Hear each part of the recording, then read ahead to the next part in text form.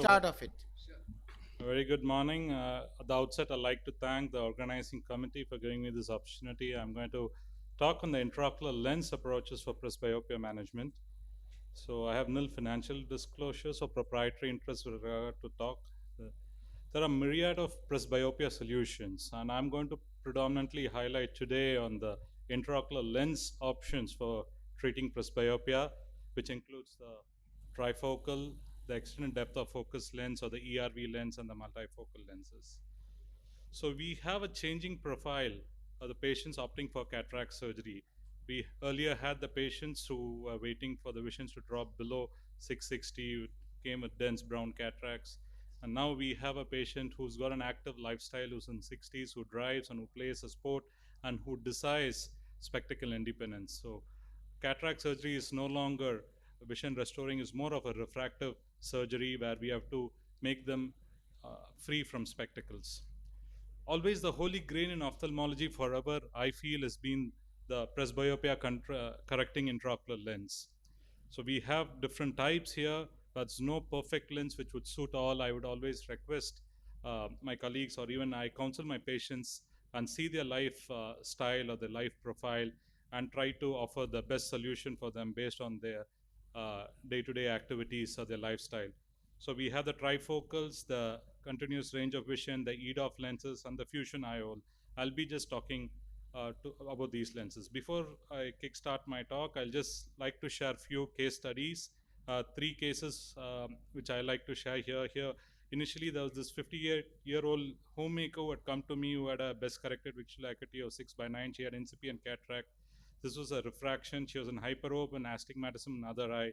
She wants freedom from spectacles. The lens is almost clear, but she desires freedom from spectacles. And that's when we went ahead and did the toric trifocal implant in one eye and the trifocal implant in the other eye. These patients should be adequately counseled prior to the surgery about nighttime driving and night visual glass and halos. I'll just move the video slightly faster because want of time. It's important for you to get a central circular axis. And I do this soft cataracts once I do the hydrodissection or hydrodelination. I go for the nuclear flip or the nucleus salute technique where one pole of the nucleus lifts up. These cataracts are very soft and they cheese wire when you try to attempt to crack. So you basically flip one pole and try to make small cracks and aspirate them. Once aspirated, this is the next slide. Sorry, for want of time, I scrubbed. So this patient had the trifocal toric implanted at 180-degree axis, and she had uncorrected visual acuity of 6, 6, and 6. She was a happy patient. So these patients, there's very small room for error. You need to do them under topical anesthesia predominantly because it's more like a cosmetic surgery. And you need to have a well-centered rexis and the accurate markings. And the caveat here is the optical biometer or the intraocular lens power calculation. We use LensStar Pro 900, whereby we also use the universal Barrett formula for these patients. So this is another patient who I like to highlight, who was a 63-year-old Japanese male who's a myope, who had a central PPC or a PSCC, and he desires freedom from spectacles. He does drive occasionally at night. So keeping this in mind, we went ahead and implanted a CRV lens or the Synergy lens in his eye. Here you can see the Synergy goes through platinum unfolder, which is again docked onto this cartridge. Here the platinum unfolder is a screw type unfolder. Synergy lens has got a non-diffractive apodized optic where the posterior surface has got a wavefront optimized optic. So these lenses offer a continuous range of vision. The advantage of continuous range of vision is you don't have fixed focal points. You have like this rubber band effect of an elongated foci of the near and intermediate. These lenses are also amenable patients with slightly larger angle kappa. I'll be talking about angle kappa later. So once implanted bilaterally, Synergy lenses do offer very good distance near intermediate vision. This is another gentleman who was 30-year-old male who's a HR, who was a manager of an IT firm, and he gave a history of LASIK done around more than a decade back, and he came with cataract in that eye, which underwent LASIK. So he, again, he has always been spectacle free, but over the last 1.5 years post COVID, he had used topical steroid drops excessively for um, allergy, and he developed cataract, and he had residual astigmatism also in that eye.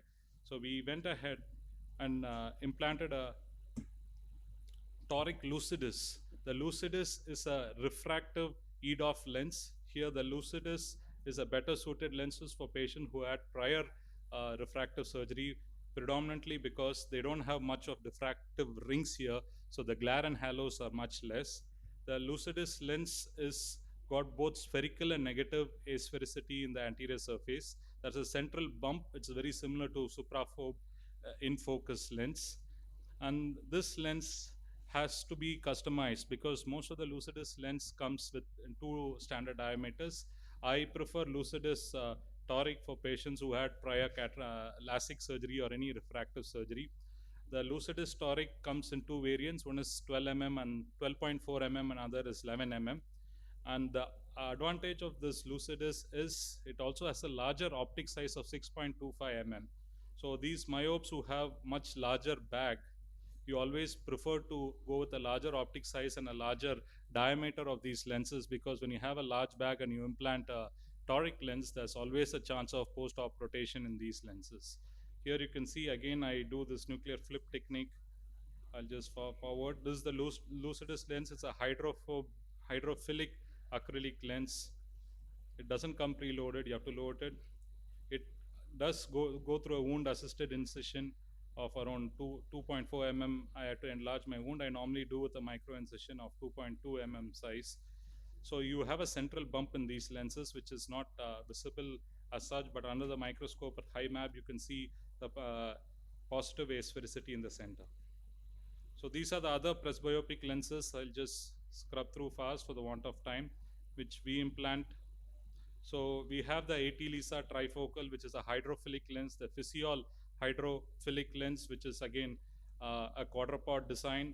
I've implanted more than 100 Physiol lenses, and these lenses have excellent near and intermediate focus, but the only on the flip side, they have certain degree of glare and halos. If the patient doesn't drive at night, it's the most desirable lens. It's hydrophilic platform again, and it's got a quadrupod. I never seen any PCO on these Physiol lenses. Then we have the own indigenous triphobic implant from Care Group. And of course, the Lucidus implant is my preferred go-to lens in patients who had prior refractive surgery. Thank you, sir. So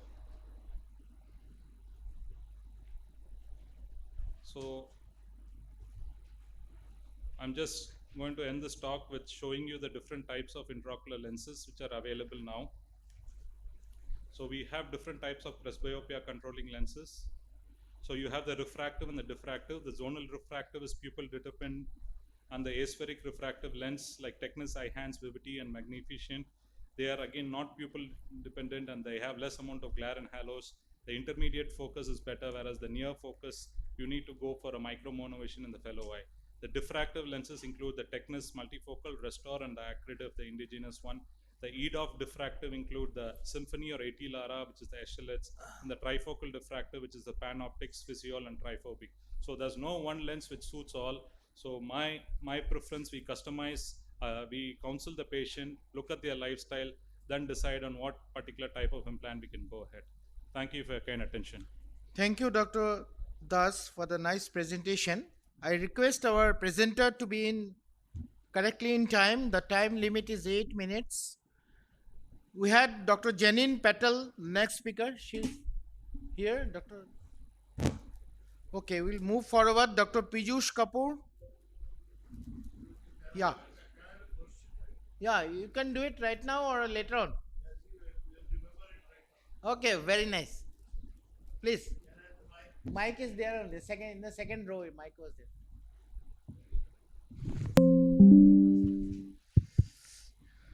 Yeah, actually, you mentioned about RK patients you operated, and what biometry you did for those patients. Okay.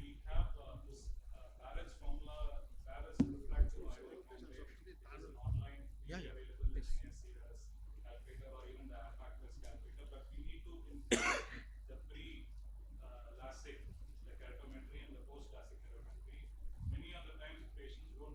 their pre-LASIK topography or the keratometry value. So it becomes very challenging.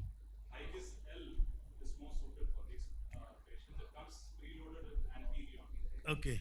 And we have done quite a few cases of post-RK cases. We found best results with IOL Master 700. If you use TK, then you get excellent results. And the most important thing is when you make the incision, you make it towards the scleral side of the limbus. That's very, very important. Otherwise, you may induce further astigmatism. Yeah. But I thought the LASIK, post-LASIK, we look well at the hinges. So sometimes the hinge is superior or sometimes. No, I'm talking about RK, post RK. Yeah, you have to be very careful that you don't. It's like petals, it may rupture any time. So you have to be very, very careful while doing. Both Yeah, of the micro incisions smaller. right, right. Thank you. I have a question that do you ever use the TKR with the pentacam to take the keratometry? Because I use IL Master 700, but sometimes the keratometric values, I mean, you can maybe extrapolate and take it from the 4.2 zone of TKR. So, what is your take on that? अभी वो वहाँ से चला रहा है Premium lens presbyopia correcting. So they say the central 3.2 mm is more required than the total keratometry. So when you are going for a total keratometry, it is for patients who have prior refractive surgery or patients who have Yeah, I'm talking about prior refractive only, the RK or the LASIK one, yes. Yes, yes, sorry, EKR, yes. The 4.2. prior routinely we don't do. No, for the refractive surgery only. So you said that you use the Hage's L for post-refractive surgery patients. as you mentioned Higgins L, there is another software on Antreon to add on Oculus. That is a wavefront guided method to actually do the biometry on Antreon, which gives bang on further better results. And actually when we consider RK, I believe it is a combination of various things we have to look into. I think down south we don't see many RK patients. So more LASIK now. But I think last 20 years back they all With lot of cylinder, unfortunately. RK is a very unpredictable surgery, so everybody abandoned it now. Thank you so much for the discussion. I welcome Dr. Anand Parthasarathy with us. Dr. Venkatesh. Okay, fine. He was Dr. Venkatesh. And next speaker is Dr. Piyush Kapoor, who will be speaking on understanding of multifocal IOL to get the happy patient. Over to you, sir. In my talk, basically, I'll be just giving an overview about how the multifocals actually work and how we can customize various multifocals, the whole lot available today, and get more happy patients in our surgery. So when we talk about cataract surgery, the IOL technology has really advanced, but loss of accommodation still needs to be captured. When we look at the conventional monofocals, we of course get a good distance vision. The near gets compromised. Multifocals are associated with lot of glare and halos, but on date, most of the needs of the patient are the intermediate zone, the one which they are viewing at 40 to 60 centimeter, or like driving, shaving and other activities which requires a range of about 60 to 80 centimeters. So in order to understand and define the need, when we are looking at IOL, what as surgeons we need to look at is first as asphericity, addressing toricity, and targeting all our patients to be aimed less than a 0.75 of residual astigmatism when it considers as a cylinder, and being able to treat presbyopia to the maximum possible depending upon the patient's need and desire. The basic aim is to touch the normal physiology as close as possible. When we say this, is it so simple that we just implant and we say, yes, you are a happy patient and you can see all? And if I say yes for it, then why not multifocal for all? But my friend, it is really not that simple. And that's why we are not able to address multifocal to all our patients as of now. Looking into the real science of multifocal, there are various technologies available. One is the refractive platform, where we get two refractive foci out of the lens. Then is the zonal asphericity, which breaks down the refraction into such fragments that we get a continuous range as is available in Minivel. Then is the diffractive platform, which mostly comes with the rings, lot of glare and halos, as it gives light splitting and gives much compromise in terms of contrast to the patient. And then the newer technology, the wavefront shaping, where we actually just prolong the foci and give a continuous range, where the glare and halos are much reduced and the patient gets better quality of vision. Looking at this animation, we can actually see that how the glare and halos actually come up. As we see in a monofocal, we get a classical single foci. But when it comes to bifocals, we generally get two foci like this, and the light of the light which converges a bit interior for the near one gives rise to a glare and halos where the light looks spread scattered like this. So this is what a patient gets when he gets a multifocal classically implanted. Now, some people adjust, some are not able to. And then we look at the newer generation, the EDOF, which actually gives a continuous foci like this. It is as good as a monofocal, and the glare and halos are much reduced because we get a distinct foci, and the contrast, in fact, is also better as compared to the classical multifocal technology which we had in the diffractive ones. So, expanding the patient's horizon, we see that we have a whole plethora of lenses available in our kitty today. We have the XEDOX, we have the trifocals, we have the normal multifocals, we have the CRV lenses, and thus we can actually transform our cataract surgery to a true refractive surgery if used properly. But my friend, the punchline is that all these lenses, if you go back and see, work on one phenomenon that is called neuroadaptation. When we look at this picture, we can very well see a face, but when we look carefully, we can see two distinct people standing, a male and a female old man. And this is what is actually the neuroadaptation which the patient has to adjust to. Some people are able to adjust and they are those happy patients, but some are not able to adjust, and that's why we need to be careful in our real patient selection. Now, how do we get this good patient and happy patient? My formula in this is the classical ABCD, where I look at the attitude and the astigmatism of the patient. I need to have a perfect bang on biometry. I look at the type of cataract, and I do not take up the patients with other pathologies. So, looking at the attitude, we classically aim or target the patients who are the happy-go-lucky types, who are ready to adjust with a little neuroadaptation, which they are positive on to adjust to it, and try to reduce your post-operative astigmatism to less than a 0.75, or I would be more precise, less than a 0.5. Aiming a good biometry, I would say optical biometry in premium IOL practice is a must, but nothing less than an immersion works. Always I give a word of caution to the patients with the classical polar cataracts and all, that we may or may not implant a multifocal, because if we land up with a rent or something and you cannot actually do a proper capture of the IOL, then a decentration may be more devastating than just saying that yes, I have implanted a multifocal. Diseases like this, where diabetic retinopathy and all, of course, interfere with the multifocal, so always avoid such pathologies. The next most important thing I would need to specify is recognize your lens. I say two P's play into it. One is the power play. You need to personalize your A constant. If you look at the various lenses which were being talked about, every lens does not bang on work at the A constant which is theoretically described by the market or by the company people. I have generally seen that when we are implanting a synergy lens, I target a little hyperopia, but when I'm going in for an EDOF lens like the Lux Smart from Bausch & Lomb and Physiol, I generally aim towards a little myopic side, which comes up with an experience, and this is what I call as personalized A constant for a particular lens. And this gives you the real correct targeted biometry what you need for your patients. And the second P is the performance play.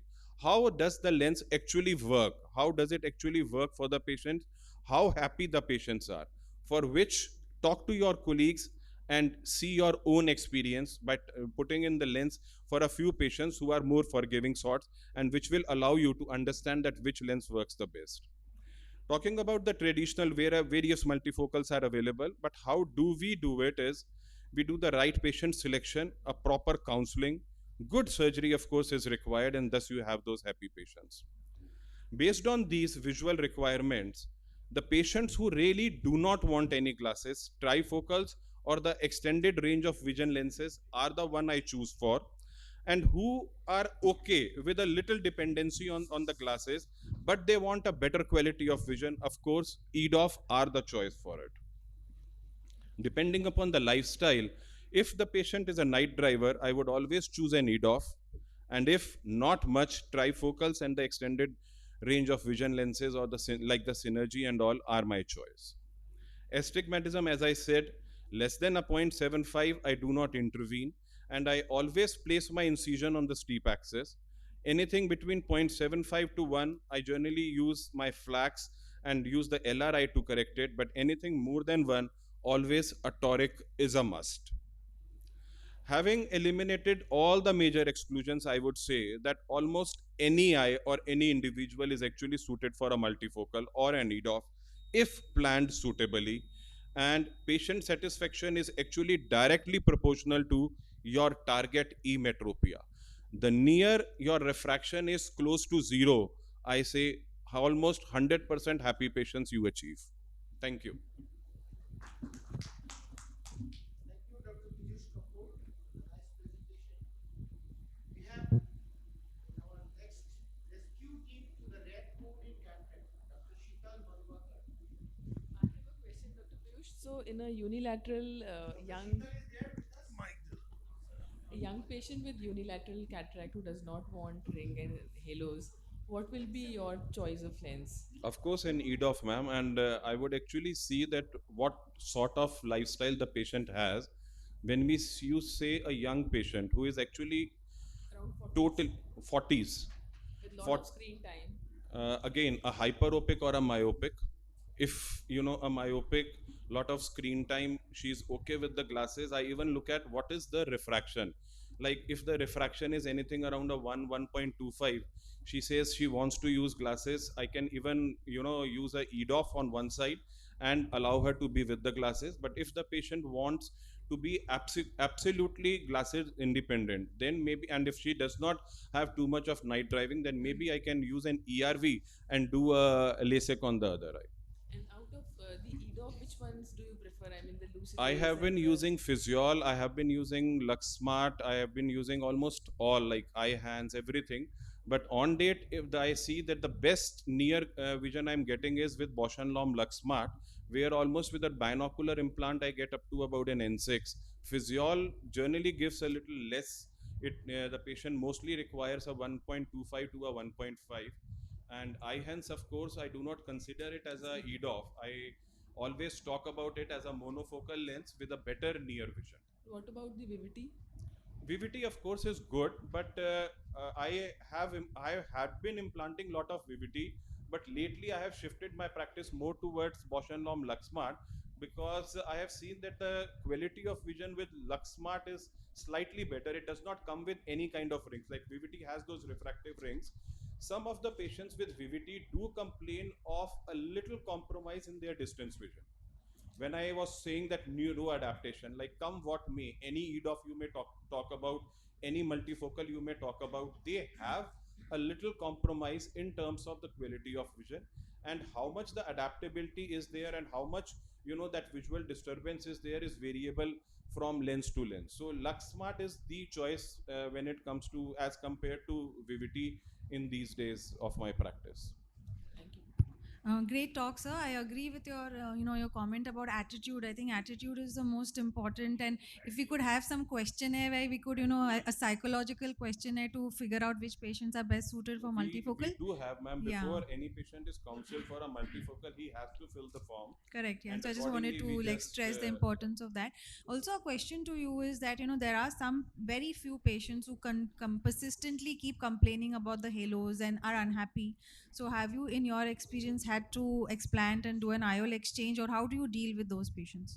Ma'am, honestly speaking, I have only explanted the lenses of other doctors, because there I am like little aggressive कि okay निकाल देते हैं. But whenever it is my patient, I have always been conservative, and 100% I have seen that if I have given time to the patient, as long as maybe 3 months or even make them wait up to 6 months, and if they have stuck to me, they all get settled gradually. No, that I agree with. Yeah. 6 months, ideally. Yeah, 3 to 6 months is the time that any patient, I believe, they adjust the neuroadaptation plays. And lately we have even started a trial with these online softwares which are available for the adult amblyopia, the revital vision. And I have been starting some patients on those because it has been claimed by the company that neuroadaptation comes faster in these patients. So Binox as well as Revital, like both of them. Revital claims it a little more. It is a US based one. So I have given it to about 3 patients of mine. But yet I have to get the response because I just started about 6 weeks back. Okay. Thank you so much. We have with us Dr. Sachin Mahuli. No. Then Dr. Anand Parsharathi is also not there. Then Dr. Krishna Prasad Kudlu is also not there. Then Dr. Shubut Purohit.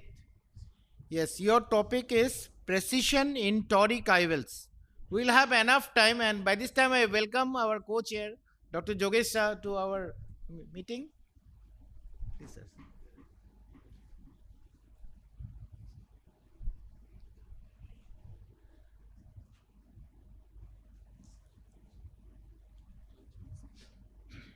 We had only one more speaker left out, Dr. Ravi Krishna Kanradi. Yeah, you are here. And let's hope that some of other speaker will come up and join us. First day, first session always happens like that.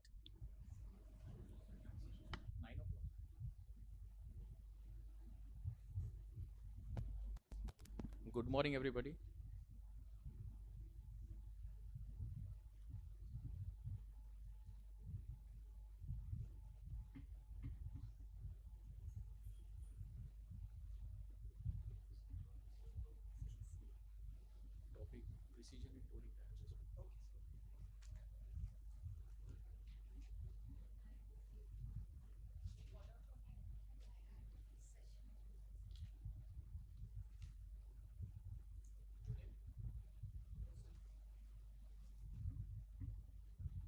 So, good morning, everybody. My topic is precision in toric IELTS. Now, you know the importance of precision. We all have witnessed this. Chandrayaan 2 missed history by just 0.006%. That is just 200 meters before landing. That is, the Vikram descent trajectory was just deviated from its path just 200 meters from the moon. And this is what the picture we saw. So, we know the importance of precision. Now, modern cataract surgery has become a more of a refractive surgery than increasing, and thereby we have increased our responsibility to fulfill the high expectation of our patients. Now, myopia and hypermetropia could be corrected using appropriate spherical glasses, but approximately 20% of the patients who are undergoing cataract surgery have got 1.25 or more astigmatism, and that could be corrected with the toric IOLs, LRI, but it has got its own problem, lasers, but post-op problems and complications are there with. Now, this is the effect of astigmatism on the image quality, as you can see here. Now, the corneal astigmatism prevalence is around more than 87% in the cataract patient. And so, at least 50% of our cataract patients are potential candidates for the toric IOLs. Now, what are the components of toric IOL calculation? First is the spherical calculation, and other is the toricity. We are looking for a projected corneal cylinder after cataract surgery. For that, we need only two inputs. One is surgically induced astigmatism, that is SI of particular surgeon, and a pre-op corneal cylinder. Now, the current consideration of toricity calculation. This was the old thinking. That is, astigmatism analysis was based only on the anterior cornea, and there would be disparity if it occurs between pre-op and the post-op refraction. We would consider it as because of lenticular or retinal astigmatism. But this is the newer thinking, where the posterior corneal astigmatism has to be considered or addressed, and if not considered, it could lead to overcorrection. Now, measurement of pre-op corneal astigmatism. All toric IOLs, we all know that it comes only in the plus cylinders. So we just have to determine what is the steep meridian of that cornea. So which could be measured with a manual keratometer, Placido disc for the irregular surface, automated keratometer, corneal topographer, or immersion contact biometry. But I usually go for the lens star, that is optical biometry, which is the most accurate thing.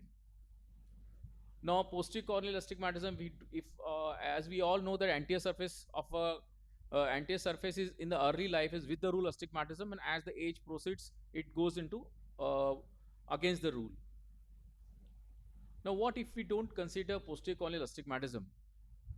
This may lead to refractive surprises because of the with the rule astigmatism there would be overcorrection by 0.5 diopters, or it would be against the rule it will be 0.30 diopter.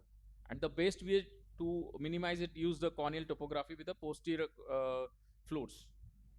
Now these are the various devices by which we can measure the posterior cornea. Now coming to surgically induced astigmatism, it is the amount of astigmatic change that your surgery is expected to induce. Ideally, a surgeon should calculate their own SIA. Mean and median way of SIA calculation has been obsolete nowadays. A centroid SIA, that is, it has got a magnitude and a direction both. Now, pre-op marking, mark the eye while patient is in the upright position, uh, whichever method you are comfortable with. I prefer using slit lamp method, that is BC acumeter. If the surgeon uses peribulbar block, the reference marking is done before giving the block. Have minimum 2 reference mark, that is at the astigmatism wherever you are trying to place the toricity, and also at the incision site. Ideally, this marking should be practiced on a non-toric IOLs beforehand so that we can use for the toric IOLs intra-op. This is the way I use for the slit lamp marking.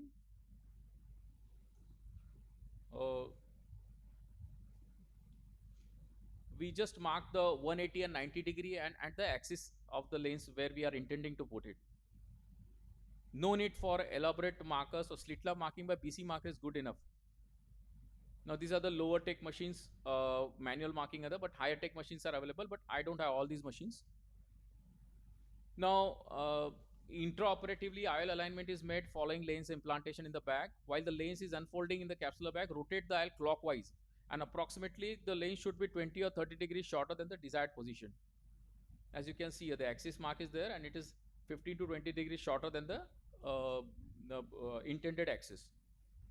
Then stabilizing the IOL and OED removal, we all know it could be we have to remove in the 2 compartment wise, like anterior part and the posterior to the lens also.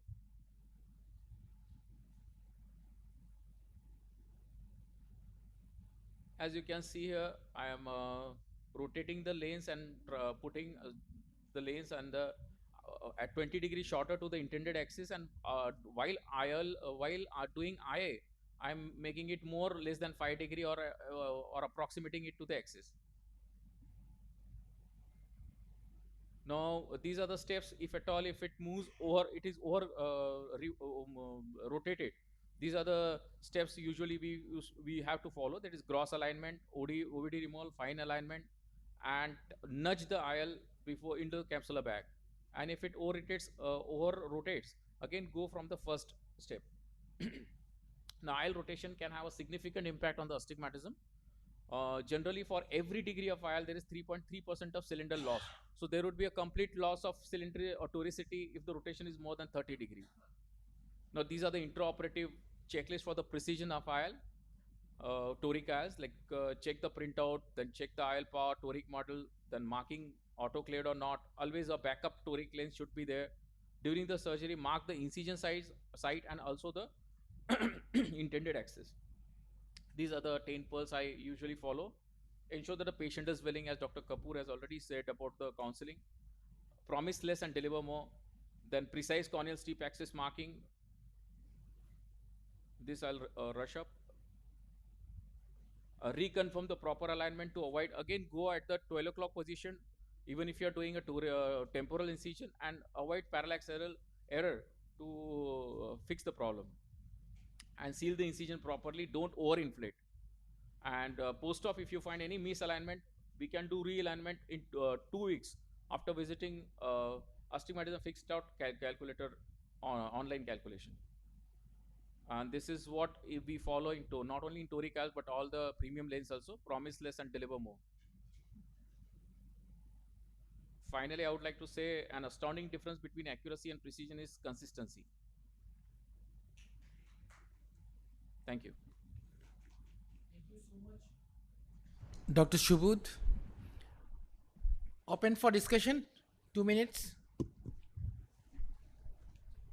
The most important is the removal of viscoelastic if you are using visco. Some people do hydro implantation. And if you are, before you finally rotate, you just lift the lens and remove all the visco from behind the lens. Yes, sir. And that gives you least post-operative problems. Right, sir. I think you had already summarized that point. You went fast in the list.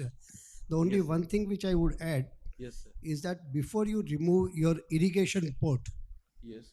hydrate the two other ports, your main port as well as the second side port if you have created that. Okay, sir. The reason is that moment you remove the uh, irrigation port, irrigation cannula out, and then try to hydrate the wound, there is invariably at least about 2 to 3 degree rotation of the lens. Okay, sir. If you notice it carefully, you will always find in all the patients there is slight rotation. So the ideal situation would be keep the hydration on, hydrate both the ports, your main port especially and the second side port, and then remove the irrigation and finally hydrate the irrigation port. Noted, sir. And how early, if it is rotates, how early you are to re-rotate it back to its axis? How Sir, early? within 2 weeks, it is usually it has been mentioned somewhere. Within 2 weeks, we go to astigmatismfix.com. Fix.com. Yes, Yes. sir.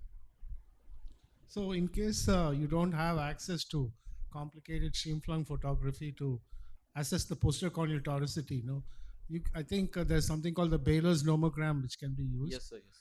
Or you can directly go in for the Barrett toric calculator. Yes. Usually, I don't have posterior astigmatism serious or any in my anti-segment over there, but I go with the Barrett And also, calculator, and it will give pretty good results, sir. Yes. And also, suppose you have a post-op refractive surprise and you find that the lens is rotated slightly a few degrees this way, that way. Before you attempt repositioning, always check the spherical equivalent. Yes, sir. Because if you have a spherical equivalent of 0 and you re-rotate the lens, you'll end up in more problems. Yes, sir. Yes, sir. Because I had a patient who had a 6.9 unaided and the spherical equivalent was minus 0.75. So when I actually re-rotated, the vision dropped by 2 lines because he ended up with 0.75 sphere. Okay. When I removed all the cylinders. Even the autoref rating If gives your a spherical little equivalent is weird 0, result. better leave it alone. Yes, sir. Because they have better depth and focus of quality of vision. Many times, even the autoref rating gives a weird results, like the readings. But actually, when we see the patient is 6/6 or 6/9, and patient are Because happy they'll with have it. a spherical equivalent close to Yes, sir, 0, yes, so yes. they'll be happy. Right, sir. Right, sir.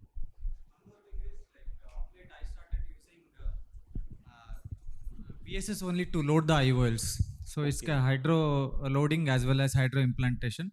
So the chance of rotation, because you are not left visco behind the IOL, so chance of rotation of the IOL is very, very minimal. So since last 2 years I am doing this method for almost all IOLs except the acryol and maybe Auroview. Okay. Other than these two lenses, rest all will be a hydro implantation only. There won't be a visco inside the But what if, cartridge. sir, if it over rotates? That's How what do you you- have to re-rotate. But what I'm trying to tell is like Okay. when you're lifting the IOL to wash the visco, sometimes you might rotate. So once again, you may have to re-rotate. So if you don't use visco at all to load the IOL, the chance of rotation will be very minimal. Noted, sir. Okay, thank you so much. One question, sir. We Are have you- some more time again for discussion in the later part. Next, we had Dr. Ravi Krishna Kanareddy, who will be speaking on flower petal technique of chopping the nucleus. And after him, a madam will be there. She is Dr. Sheetal, and followed by Dr. Krishna Prasad, because you have missed the track coming in the other way.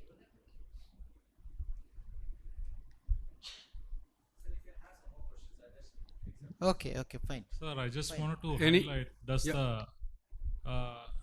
hello?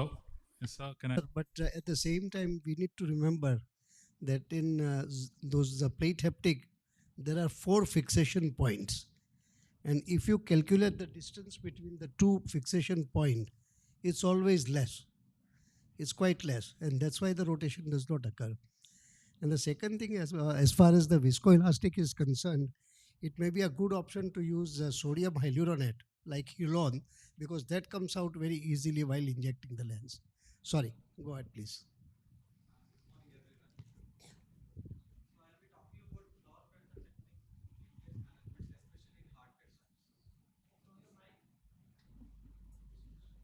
So I'll be talking about flower petal technique and especially managing the harder cataracts.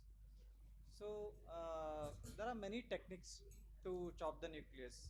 So it can be a stop and chop, nuclear practice, cross chop, crater and chop, lift and crack, pocket chop, retro chop, and multi-level chop. So I usually prefer to do flower petal technique in most of my cases, except the softer ones. So, which all cataracts are suitable to do for this type of technique? So, they are mild to moderate and very hard cataracts. You can definitely try using this technique. So, I usually keep phaco parameters. So, earlier I was keeping in linear mode.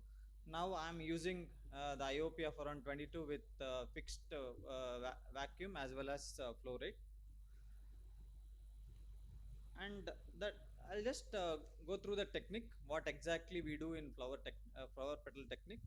Uh, First, the superficial cortex and epinucleus plate is removed, followed by the phaco tip is embedded in the mid periphery of the nucleus and the chopping is initiated. So I usually use 0.5 or 0.75 dialer. I never use chopper in any of my cases, even it might be NS5. So that's one advantage of flower petal technique. The next, the nucleus and epinucleus are chopped into flower petal piece. So you don't have to crack the central portion. You just separate mid periphery and keep on rotating the nucleus and do multiple chops, not towards the center. Then you'll be able to lift the nucleus in toto, the central hard portion. Once you emulsify the endonucleus, then you can separate and eat individual pieces. You can emulsify individual pieces. The endonucleus is the first one to emulsify and followed by the epinucleus.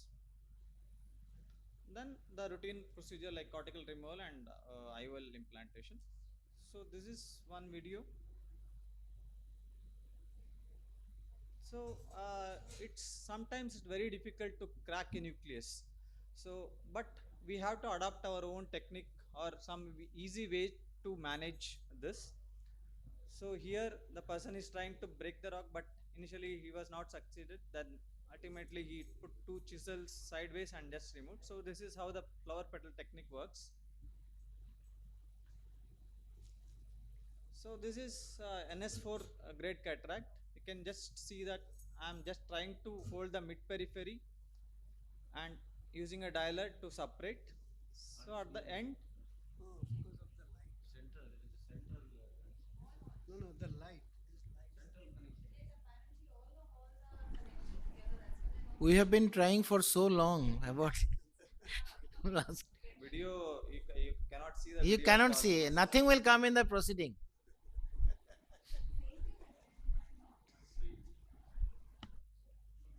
So the central nucleus part is lifted. I think you people can appreciate. I'm not sure. Then the peripheral part is separated. So by this you can minimize the energy utilized. So my CDs with in Centurion, especially for all this hard cataract, it might be more in most of the case it will be less than 20.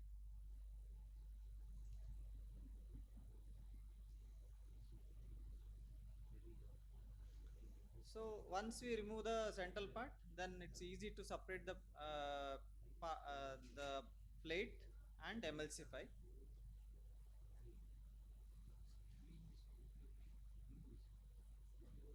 And in between the surgery, like every 5 CDE I use a visco. I'm the person who is not in favor of visco, so I very rarely I use, if at all, if I see that the cataract is very hard and endothelial cell count is very less, then only I use visco. Otherwise most of my cases will be with visco. This is one more case with the smaller people. So the advantage of learning flower petal technique or vertical chop is you can manipulate in any size people. Even if it is 4 mm, you'll be able to do a good job.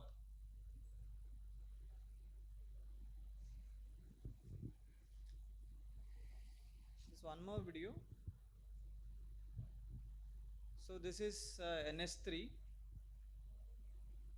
So after aspirating the cortex, superficial cortex, and I do bevel down phaco in all my cases. It is not the bevel up. That's why I can work near the anterior capsular margin or in the pupillary plane.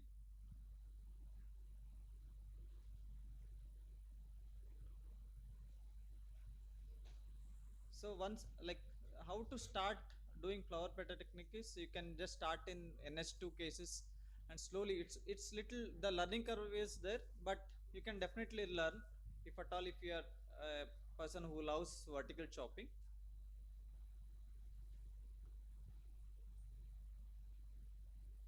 The main advantage with flower petal technique is you can reduce the stress on the zonules. If you try to separate a hard cataract, and you might compromise on the zonules, so you can definitely put less stress on the zonules if you are doing flower petal technique. And there are no many published studies. There is one article by Dr. Rajesh. He is from Government Medical College, Pune. So this paper says that the flower petal technique is an effective and safe technique for phacoemulsification of hard and leathery cataract. Separation of the hard core of the nucleus from the epinucleus obviate the need for a thorough through and through crack of the nucleus, making it easy technique for the beginners as well as an experienced surgeon. So advantage already I discussed. So it will induce less stress on zonules, decrease the phaco time, easier manipulation of hard cataracts, and it can be done with a dialer also if you are comfortable. Thank you. Thank you so much. Finishing before time, 1 minute. Open for discussion. Sir, at times when only the posterior plate remains, Yes, sir. thick posterior plate, a very hard posterior plate, in my practice at least, I find it extremely difficult to remove by this particular technique. And especially when the crack has not been initiated right through and through, right up to the posterior plate. Even removing that those pieces, one small fragment which the peripheral portion, when it tends to come towards the center, the whole lens tilts and it comes out of the bag, and it comes quite close to the corneal endothelium. Your entire surgery will remain in the anterior chamber rather than in the capsular bag. I find it difficult. I'm just that's what. See, in case if at all if it becomes reverse, then you can chop. No, it doesn't that become portion. reverse. It doesn't become reverse. Okay. It just stands up. Okay. And that portion which you are trying to remove, Okay. that you are removing almost in the anterior chamber. Okay. And when you are doing that, the chances of damaging the endothelium is much higher. Okay. If there is a full crack, Okay. then it's easy to remove that fragment. But when the central plate is not divided, it's quite often very, very difficult to remove the. That's what, sir. Actually speaking, you have to exert a vertical pressure, vertical chop. So the whatever you have already separated, you have to just try to push one edge down and one edge up. No, it cracks in most of the cases. I understand that. Yes, what sir. I am trying to say is Understood. when your central part is not divided. Yes. If you are saying that only the peripheral portions are divided and the central nucleus will come out, that can happen not in hard cataracts. Up to grade 3 it will come out. But when you have a very hard cataract and a hard posterior plate, Okay.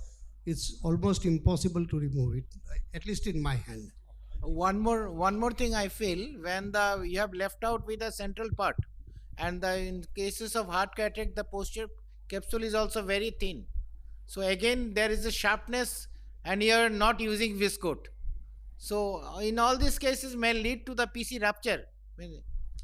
Yeah, I think I agree with both of you. What I do normally, after if you are doing the same technique, you just rotate it. Just I said, it is vertical. You put more visco and rotate. Take the back side up. Yes, that's what I was. And it becomes very easy. Yes. That's the It's technique. Yeah, yeah. That's what I was trying to tell. You can tumble the lens, I understand, but especially when you are showing that pupil size is 4 millimeter, it is extremely difficult because your rexis, even if you have gone underneath the iris, would not be more than 4.5 to 5 millimeter rexis. And from 4.5 to 5 millimeter, even tumbling the lens upside down is extremely difficult. It doesn't happen so easily. Yes. And that's what hard cataract you require a lot of patience. So that's one most important things. Thank you, Dr. Ravi. We have with us Dr. Sheetal Mohubakar. She's coming with the rescue team to red code in cataract. And thank you for including me in this wonderful session. And sorry for coming late as I was there in the other commitment. So what I'm going to talk about is one case which I've come across, and basically there were too many irons in the fire. So this is a case which I'm going to present as a management of traumatic subluxated cataract, glaucoma, and mydriasis. So this was a 32-year-old patient who had met with a history of trauma and road traffic accident. When he presented to us after a few days, he had corneal edema. When I stained him, there was epithelial defect. There was a lot of AC reaction. His IOP was high. So what we did was we just started him on topical steroids to take care of the inflammation, anti-glaucoma drops, and he eventually healed with a central corneal opacity, for which the PTK was done after 2 or 3 months of his whole healing. The PTK video is not there.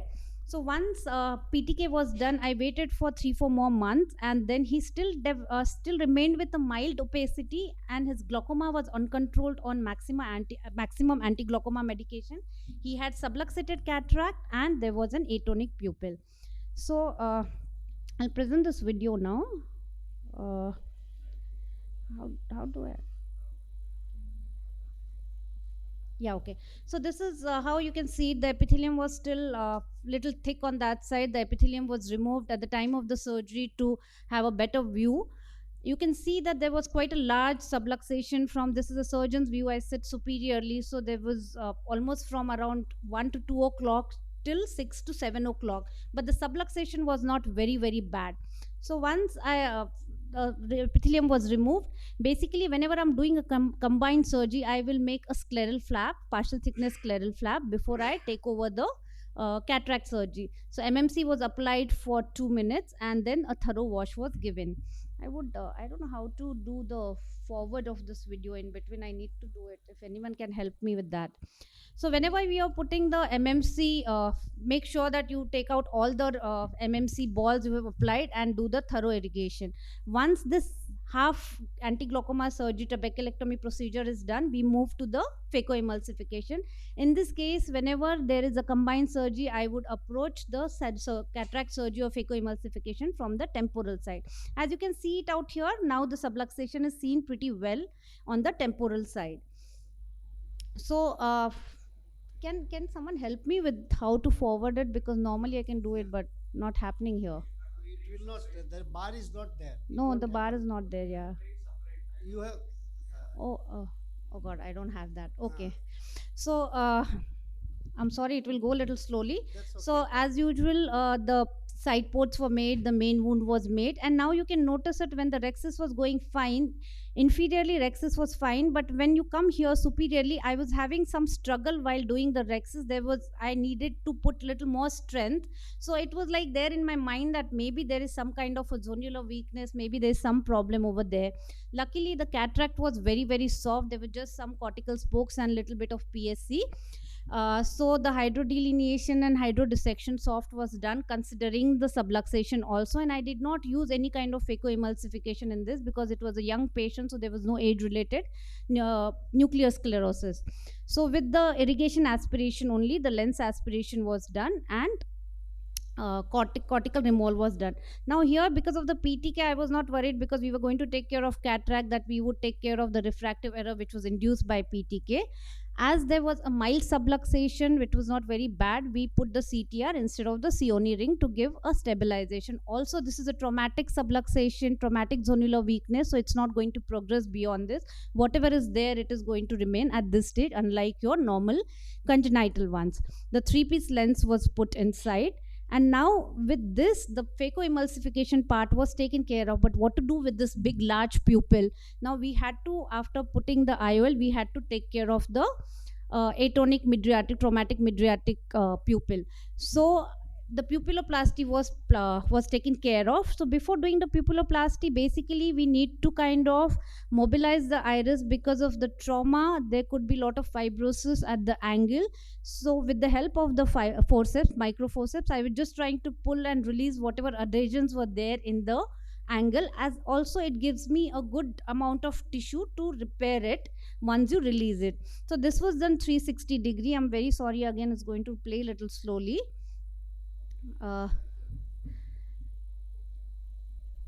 So once this was done, this would help also in the for the glaucoma part of the thing, because if there are some kind of adhesions in the angle, it will release, and that will also help in control of the IOP.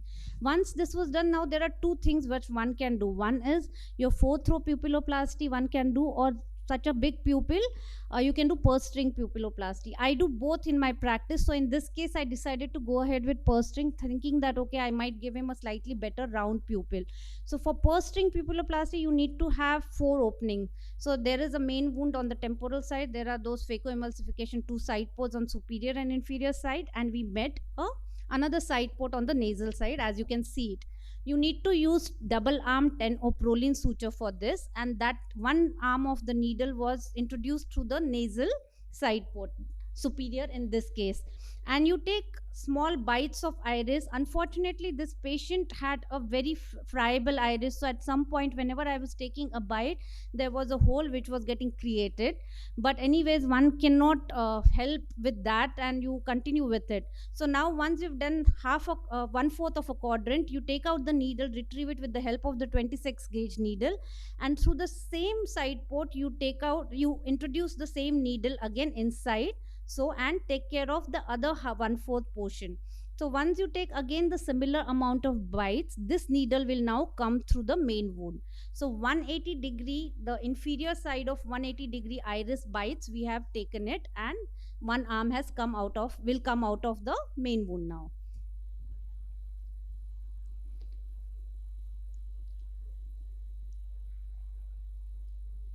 Although I would say after doing 1 or 2 of these things, the fourth row pupilloplasty is easier.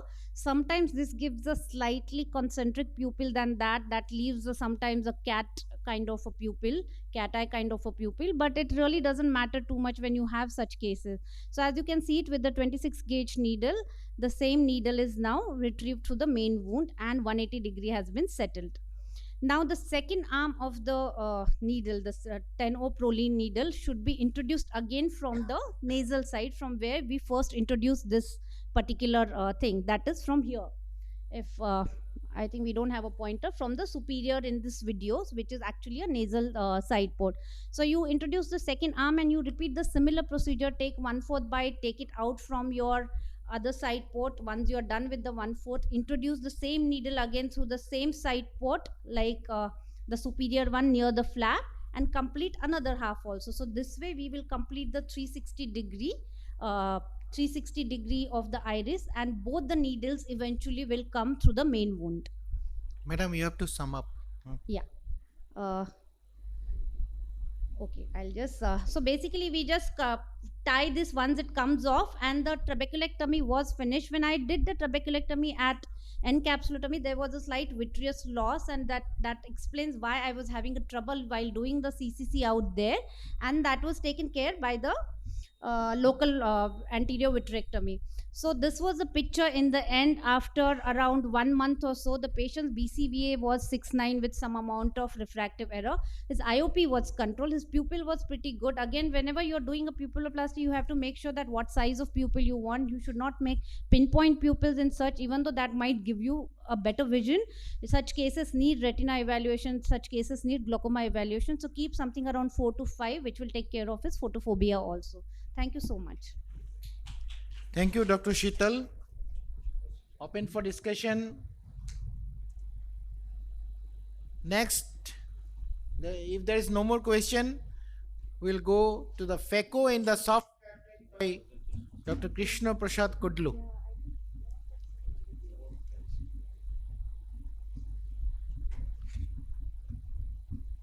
Behalf of scientific committee, we really regret that we could not able to off this light. I already informed to the organizer. They said that by afternoon only they can do, because it is centrally controlled, it seems. So Srini is working on that. Hopefully, I think it should be through another.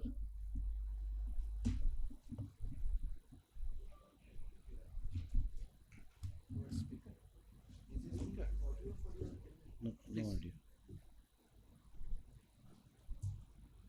Your good name? Oh, Sachin, I've been calling you so much. Okay, next.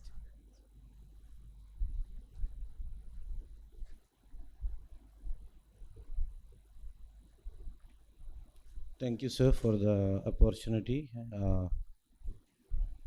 Yeah, I think soft is always hard because of most of us, after doing many cases, because of our overconfidence. So the problem what we can have, especially the cortex disturbance during the REX, is you may land up with a incomplete hydro procedure that lead to difficulty in rotation and difficult to crack the nucleus or even chop the nucleus. And sometimes while doing the fast phaco, you may land up with quick aspiration leading into PC tear. And all the soft cataract, especially you'll see in a younger patient, they'll have a softer globe and AC tends to collapse easily. So coming to the pre-op examination, always when there is soft cataract, always you should look for how much is the pupillary dilatation. Always look for endothelial count is very important, and also make sure that whether it is associated with other problem like pseudo exfoliation syndrome. Coming to the step-by-step procedure, I think wound construction is similar to what we do in any of the phaco emulsification. I think if you got a very good microscope, I think capsular staining is also not necessary. Coming to the capsular axis, as a beginner, if you ask me, I think you start with the larger rexis. Once you become the best, whatever the desired rexis around 5 mm is okay. But the beginners, I personally feel that they have to do the larger rexis. So when you do rexis, especially in a young patient, the capsule will be very elastic. Better to do with the help of forceps. Of course, why I am telling you once again larger rexis, it's ease of hydro procedure also. Sometimes you can think about prolapsing the nucleus out of the bag. Coming to the hydro procedure, hydro dissection, which is adequate to allow easy rotation of the nucleus. And some of my friends, I think even when you're operating a very higher end patient or a VIP patient, I think you could try and prolapse one pole into the antechamber. And by doing hydrodelineation, you'll add in removal of the nucleus with the epinuclear support. So this is what we do: hydro dissection and hydrodelineation. Go underneath the rexis margin. So the type of cannula what you use also very important, depending upon the surgeon's confident and what you have been practiced, that same cannula you have to use. So patients with a very I think too soft cataract, I prefer to do only hydro dissection, not hydrodelineation, so that there is some amount of cortical matter which is left behind. So this is what we do, only hydro dissection. While doing the hydro dissection only, make sure that nucleus will rotate within the bag. So coming to the phaco emulsification, there are multiple methods can be adapted. What should be the point to remember? Always when you're doing a trench, it should be deep and long. Always try to crack only in the center, because that is the part only will have some amount of hardness. Always try to make into two halves, then into a multiple pieces. Do not go to an extreme periphery, because you may end up in PCR. My take home message is low vacuum and high flow rate. So along with that, minimum phaco or no power. My preferred chopper is going to be blunt chopper, and I prefer to do with the horizontal chopping. So this is a small video how exactly you have to do horizontal chopping after doing a good hydro delineation, especially this cataract. So go to the far periphery with a blunt chopper. You try to crack into a two halves. So most of the time it is very difficult crack into, especially whenever it is a too soft cataract. If it is like soft grade 1 to 2, then you can make into two halves quite easily. Once again, I prefer to do with a blunt chopper or a semi blunt chopper. I never do with a sharp chopper when I am dealing with a soft cataract. So there is a one technique being described by a lot of our friends, that is flip and chop technique, where you can salute one pole into the antechamber. Also, flip can be done during the phacoemulsification also. And of course, while getting the one pole out of the bag is always safe for the PC, but it is not safe for the endothelium. So always you have to use, probably you have to use more amount of viscoelastic. This is a video I'm just showing you hydro and flip into the antechamber with the cannula itself. Then you can do the phaco quite easily. This is a patient with a very too soft cataract. Do the hydro with the help of cannula only. You can nudge into the AC. Some of our friends, after doing a hydro dissection, they got a habit of actually they practiced with flipping, mechanical flip with some sort of a flipper which is available with the epsilon. You can flip the nucleus into the antechamber. So this is the one popular technique described by Roulette. See, in this case, you have to do a larger rexis. You need to have a good hydro, and to rotate the nucleus out. My preferred one is a 20-degree tip, high flow rate, moderate vacuum. Always stay closer to the equator, and you carousel the nucleus out. So there are so many techniques available: stop and chop, pre-chop, chew chop. Even people talk about chip and flip. But my preferred technique is always, in case of soft cataract, is direct horizontal chop, and flip and chop works well in most of the cases. Coming to the last part, epinucleus. Good hydro dissection will always prevent the epinucleus being as allowed, and inside out hydro can be also be done. Cortex can be cleared like in any other cataract. In conclusion, soft cataract can prove to be a tough nut to crack. Endocapsular manipulation could sometimes be unnecessary adventure. Nowadays, with the refractive lens exchange gaining more and more popularity, we will seeing lot more of this. Again, I'm telling you, high flow rate, low vacuum, and power is the take-home message. Thank you, one and all, for the patience hearing. Thank you, Dr. KP Kudlu, for the nice presentation. Open for discussion. Lovely presentation, Krishna Prasad.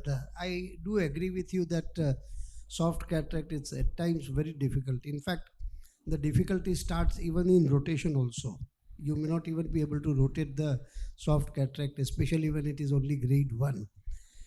In such cases, normally I prefer to do multiple hydro dissections and hydro delineation. When you have multiple hydro delineation, you are lamellar dissection of the nucleus into 2 or 3 or 4 parts, and the central portion just comes out, pops out. Then the second portion pops out, and at all the time there is adequate amount of epinucleus and the cortex remaining, so that you don't need to go towards the posterior capsule at all. Those parts which are there are so soft that they can even be removed by simple hydro aspiration irrigation rather than the phaco energy being used at that point of time. So that's what I prefer to do, especially when it is grade 1 cataract. Multiple hydro delineation. Yeah, you can do very well. So I was just talking about the flipping out of the. I know, I agree with you. Especially, but if you are really doing multifocal intraocular lens, then you can't afford to do the rexis very large. In such cases, I think your technique really worked out very well, taking out these nuclei are so soft, even from 5 millimeter rexis it will come out, because the nucleus is there is hardly any nucleus. The size of the nucleus itself will not be that big. Initially, I think all beginners might have faced, around 10 years before, I used to face this whenever you'll have something called cheese wiring. Cheese wiring and nucleus is not coming out. You are like, yeah, I don't know what to do hydro, still it is in the bag. So I think probably patience is also very, very important while tackling the soft cataract. Thank you, sir. Okay, we have our next topic, dangling and dislocated IOL by Dr. Sachin Mahuli.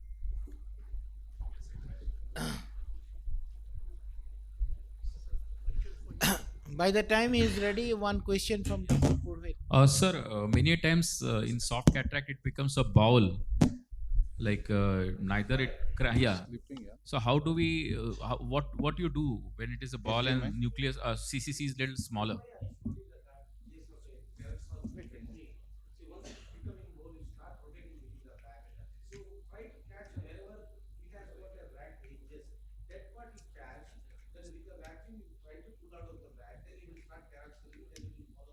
No, Okay, it's not thank you, sir. Yeah. Done. So I would just, yeah, I would just, Remove, can you? no, sometimes what happens, doctor, is when you have this bowl, and even if you try to take it, you won't get it. So what sir just suggested, even I like doing it, just do the visco dissection. So one pole will come out, and then it's easier for you to pick that up and then take care of it. We'll see. Very good morning, everyone. Thank you for the opportunity. Today, I'll be sharing this talk on dangling and dislocated IOL. So, I'll be discussing basically in three phases of the topic, like what are the causes of dislocated IOL, how to avoid it, intraoperative and perioperative time, and how do we manage it. So, the most commonest cause for dislocated IOLs is misjudgment or unseen vitreous in the AC. The next common will be pseudoexfoliation, weak zonules, or if there's a Marfan syndrome, or if there's a post-RD surgeries, IOL dislocation is very common. So unseen vitreous and misjudgment of the support being the most common cause for dislocated and dangling IOLs. Capsular phimosis syndrome, especially in cases with smaller excess and high inflammation intraocularly, can cause capsular phimosis syndrome and dislocation of the IOL. So when do we manage this case? These cases is like we have to assess the patient properly. We have to see what are the symptoms. If there's a monocular diplopia, if there's a drop in vision or fluctuating vision, the anterior segment examination is very crucial, because if the IOL is still in the pupillary area and no vitreous in the anterior chamber, can be watched and can be left behind. So detailed fundus examination again to look for vitreous traction in the periphery, retinal breaks, presence of CME if there is a vitreous strand which is coming in the anterior chamber. It's very important. IOP is also equally important because it can lead to secondary glaucoma, especially dislocated IOL causing the angle closure, or if the vitreous is blocking the angles and causing a pupillary block. Retained lens matter is again common with dislocated IOLs most of the time because these are complicated cataract surgeries. So how do we avoid such scenarios is like pre-operative, we need to do a proper evaluation, like recognize the risk factors like cases of PXF, weak zonules, cases of trauma, or if any RD surgery is being done, or if there is a post-polar cataract. So your surgical planning is easy and you'll be able to, you'll be in a better position to manage these cases. So intraoperatively, a good rexus is crucial. When there's a PCR, identifying the size of PCR, PC support, if there is at least 180 degree of the support is important to insert the IOL. Do a very good anterior vitrectomy in case of PCR, because to avoid all the strand, if you cannot see the vitreous, strain the vitreous with triamcinolone and then see where are the strands, so that you'll be able to place the IOL properly either in the sulcus or in the back, depending on the support how much you have. Judiciously, you can use a CTR in most of the cases when there is a PCR or if the zonules are weak. Placing a three-piece or rigid IOL, especially if you are placing it in sulcus, is very ideal, or on the intracapsule. So intraoperative certain signs are very important, like a pupillary snap sign is a very early sign of a posterior capsular rupture in a hard cataract. If you can see this video, suddenly during hydro procedure you can see the snapping of the pupil, which is a very classical sign of posterior capsular rupture. In such cases, you can plan vitrectomy well in advance and convert it to a small incision cataract surgery and remove the nucleus. How do we manage these cases? Most of these cases with vitreous in the anterior chamber and dislocated posteriorly need surgical management, need surgical option. IOL removal, secondary IOL in the sulcus fixation, or a scleral fixated IOL. So these are already a compromised eye. You need to be careful about the cornea. You need to be careful about the anterior chamber anatomy. When you're planning a IOL repositioning, do a thorough vitrectomy, see that there are no strands, assess the capsule again after doing vitrectomy, and then insert the lens. Posterior dislocated IOLs are usually, they will definitely need vitrectomy, complete vitrectomy, and a secondary IOL, either scleral fixated, or if there is a sulcus, good support in the anterior capsular sulcus, we can place the lens in the sulcus. So this is a video showing a spontaneous dislocation uh, of the lens with the bag. So I had planned a scleral fixated IOL for this case. I'm doing a vitrectomy initially.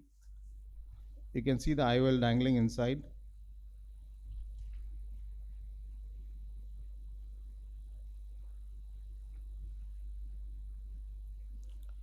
So once you finish a complete vitrectomy, or at least a core vitrectomy, see the PVD is induced properly, and then the complete bag complex which is fallen behind on the retina needs to be lifted.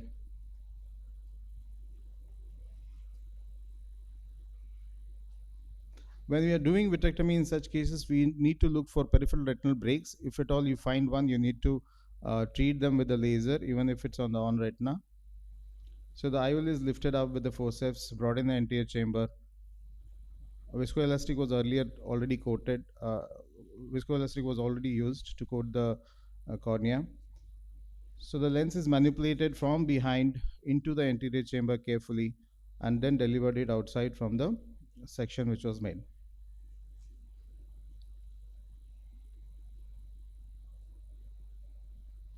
So once it's in the anterior chamber, it's pretty easy to pull it out. You need to have adequate section to pull it out, because it's the whole bag which is gone inside.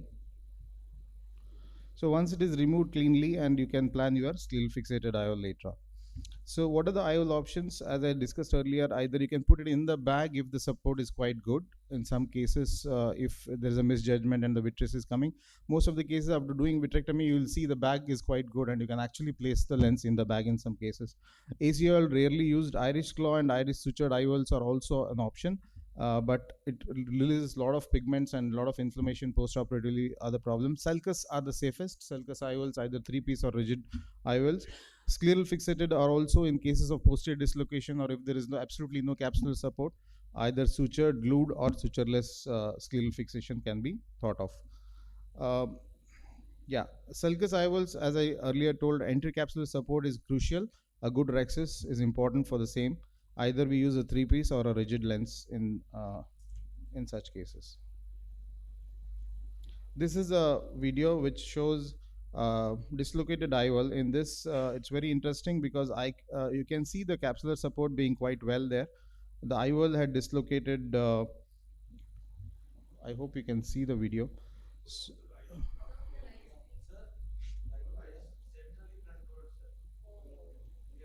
At least that light can be off, the one focused light. Because this was a very interesting video, because um, after doing vitrectomy, I bring the lens in the anterior chamber. Once I get the lens in the anterior chamber, it was a foldable lens. I could see a good capsular support. So even though there was a rent, I could place the lens inside the bag, not in the sulcus. You need a good clarity of video to understand, because this is a dislocated IOL. Once I brought the IOL in the anterior chamber, I could see the PC support also, and then there was not adhesion between the anterior capsule and the posterior capsular. So somehow it was lucky that I could place. So these are all possibilities when you have dislocated IOLs. Foldable lens placing in the sulcus is risky because it leads lots of inflammation, and it's better if you are putting it in the sulcus, remove the foldable lens and then put a rigid or a 3-piece lens. So I could dial the lens in the bag. You can see the haptic is being pushed in the posterior capsular support. Just to interrupt, Dr. Sachin, so you dialed it in the anterior chamber through the rent? Through the rent. I brought it from down and it was easy for me. So I don't have to explant it. So it was done in a single setting. But what are the chances for it to drop again? Because it has No, dropped this once through that no, same this was rent. again, assessment of capsule is very important. Intraoperatively, you tap the lens and see, and you can see the fibrous capsule around. And if the haptic is going well in the fibrous capsule, very rarely it falls back. Very rarely. Or maybe in such a case, what I would prefer is to do the capture of the optic, anterior capture instead of the posterior one. You can do that. You can put it in the sulcus and then do optic capture. So this is the last video which I'll be showing of a scleral fixated IOL. I usually prefer a sutured scleral fixated IOL in dropped IOLs or dropped nucleus. So in this case, we make a flap 180 degrees apart, do a thorough entry vitrectomy, and use a tenoprolene. You have to wind up. Yeah. Please. Okay. So these are the options which I had already discussed. So just to sum up, the final visual outcome depends on the cornea-related problem, glaucoma, of course, vitreous traction-related problems, and retina and choroid. These are the things, broad perspective you should have when cases of IOL dislocation. Just to summarize, always avoid excessive manipulation, protect the cornea, clear the vitreous as and when you see it. Assess the pupillary support, assess the capsular support quite well. Control the inflammation because these are already compromised and will need a lot of steroids. Timely intervention and meticulous VR surgery and IOL implantation is crucial for these cases. Thank you so much. Thank you so much. We had our co-chair, Dr. Subhashish. You'd like to have a comments from you? That's okay. Then I think I'd like to thank everybody for being with us with the session. We had a very good discussion also going on. And total sum up by our other chairman, Dr. Atish Pal. Thank you very much for having this Only 2 wonderful minutes session. left. Excellent speaker, excellent topics covering from all aspects of presbyopic IOL to toric IOL, dislocated IOL, and different cataracts, these hard cataract procedures and all. Thank you for participating here. This is first day, first session. Hope enjoy this 4 days clinical festival over here. Thank you. Thank you so much. Please.